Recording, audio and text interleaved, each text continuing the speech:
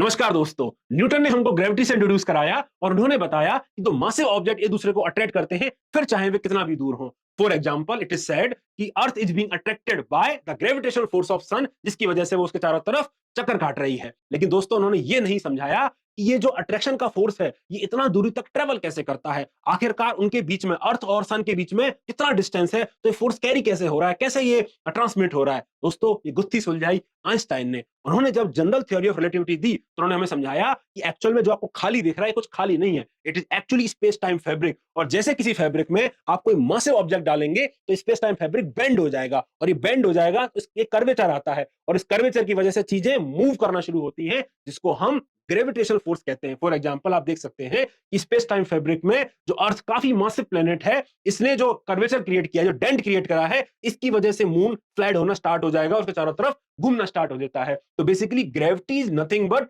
The curves in the fabric of space time, जो massive object create करते हैं। अब अनदर इंपॉर्टेंट पार्ट इज ये जो मासिव ऑब्जेक्ट हैं, फॉर एग्जांपल आप ब्लैक होल्स की बात कर लीजिए। जब ये ब्लैक होल्स आपस में एक दूसरे के चारों तरफ घूमते हैं, फॉर एग्जांपल जैसे बाइनरी स्टार्स होते हैं, वो जब एक दूसरे के चारों तरफ घूमते हैं, ऐसे ही ब्लैक होल्स भी कई बार बाइनरी ब्लैक होल्स एक दूसरे की तरफ घूमते हैं। और जब ये घूमते हैं तो बहुत सारी वेव्स रिलीज करते हैं, जिनको हम ग्रेविटेशनल वेव्स बोलते हैं। देखिए, अब ग्रेविटेशनल वेव्स को आप ऐसे समझ लीजिए कि आपने पौंड में पत्थर मार दिया, या जोर से आपने उंगली घुमा दी, किसी दूध में या किसी भी पानी में आपने जोर से ऐसे उंगली घुमा दी, तो क्या होगा? वेव्स बाहर की ओर निकलेंगी। वैसा ही कुछ इसमें हो रहा है। स्पेस टाइम फैब्रिक में दो ब्लैक होल आपस में दूसरी तरफ चक्कर काट रहे हैं और वेव्स रिलीज कर रहे हैं, जिसको हम ग्रेविटेशनल वेव बोलते हैं। दोस्तों, ये जो ग्रेविटेशनल वेव है, इसका एक खास काम है। एक खास काम क्या है? अब चूंकि ये वेव है, ठीक है, तो ये क्या करेगी? ये मैटर को कॉन्ट्रैक्ट करेगी और मैटर को स्ट्रेच करेगी। अच्छा, एक बात और है, अब चूंकि ये आपस में एक दूसरे को ऑर्बिट कर रहे हैं और स्पेस टाइम फैब्रिक में ग्रेविटेशनल वेव्स रिलीज कर रहे हैं। वेव रिलीज करने का मतलब क्या है? एनर्जी रिलीज कर रहे हैं। और चूंकि एनर्जी रिलीज कर रहे हैं, तो दोनों एक दूसरे के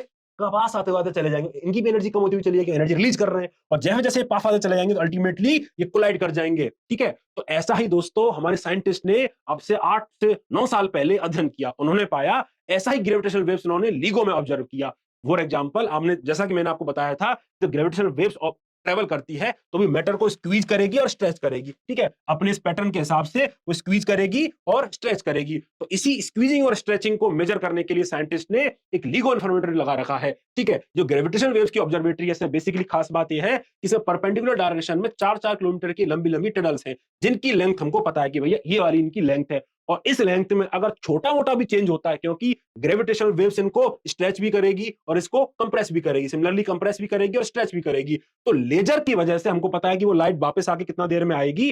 ठीक है, हम इसमें एक लेजर लाइट छोड़ेंगे और हमको पता है कितनी देर में वापस आएगी। लेकिन अगर इसकी लेंथ बढ़ जाती है तो थोड़ा टाइम बढ़ जाएगा इसका वापस आने का।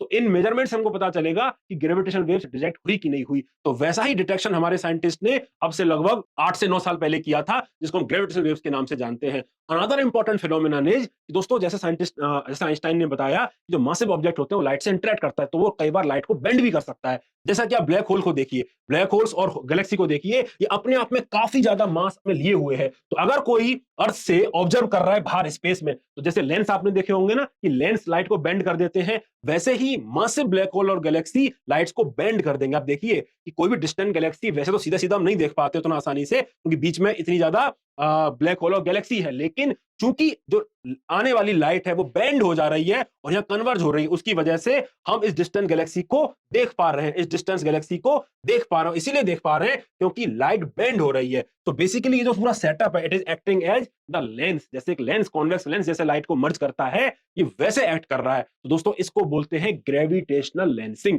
तो आपको दो इंपॉर्टेंट टर्म समझ में आ गई, gravitational waves and gravitational lensing. दोनों ही चीजों की खास बात आपको मैंने बता दी। ग्रेविटेशनल लेंसिंग में बेसिकली लाइट इंटरेक्ट कर रही है सुपर मासिव ऑब्जेक्ट से, और ग्रेविटेशनल वेव्स एक्चुअली जो स्पेस टाइम में रिपल्स हैं उनको हम डिटेक्ट कर रहे हैं इन्फर्नोमीटर से, जो परपेंडिकुलर डायरेक्शन में हमने बना रखे हैं। तो आई होप अब आपको समझ में आ गए होंगे दोनों ही इंपॉर्टेंट कीवर्ड, और यूपीएससी ने पे क्वेश्चन भी दोस्तों पूछे हुए हैं। तो आप कमेंट करके बताइए आपको वीडियो कैसा लगा। मिलते हैं अगले वीडियो में जल्दी ही। Bye bye, take care.